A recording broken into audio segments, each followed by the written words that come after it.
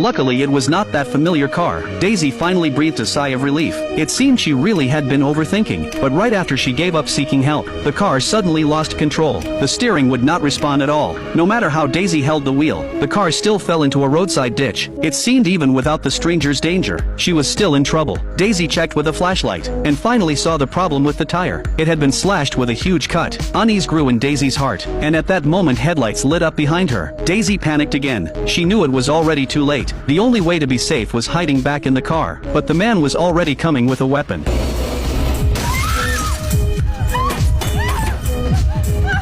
This time the man finally dropped the act, and sat right in the car, then used a sedative, and knocked Daisy out. The next day, when Daisy woke up again, she was locked in a basement, and the window was reinforced with steel bars. It was obvious the man planned it all. Panicked Daisy rushed to the door, but looking out she saw no useful information. But just as she was helpless, voices came from outside the window. She rushed up and cried for help, but what came was a familiar face. At that moment Daisy realized, she might be trapped deep in the mountains, but how could she save herself now? She waited until night. The man finally opened the door, and Daisy only dared to curl in the corner. She knew that even if she screamed, no one could hear her now. As the man walked toward her without expression, Daisy understood what he wanted. She hoped he would say a number, but she still underestimated him. Facing the request that every man would make, Daisy tried to resist, but was still kept in the basement. The man even took Daisy's tablet, looking through her old photos, constantly insulting her dead husband. Daisy's heart was tormented, and she spent the night in pain. The next day, Daisy woke up in despair.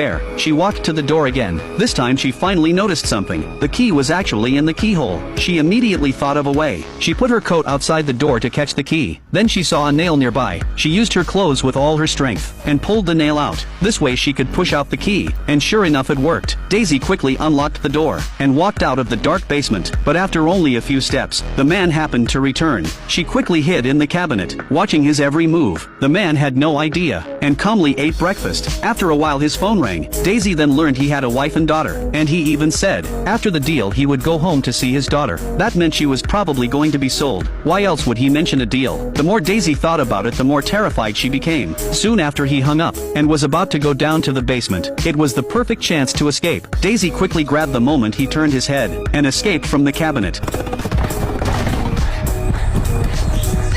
She did manage to escape, but just as she thought, she was deep in the mountains. The man heard the noise, and quickly chased after Daisy. But while running for her life, Daisy stepped on a branch and hurt her foot. The man was closing in. She could only endure the pain and pull it out. But even though Daisy was so miserable, the man still would not let her go, until he forced her to a small river. Looking at the man giving her no way back, Daisy knew she could only move forward, so she jumped into the river, and let the rapid water carry her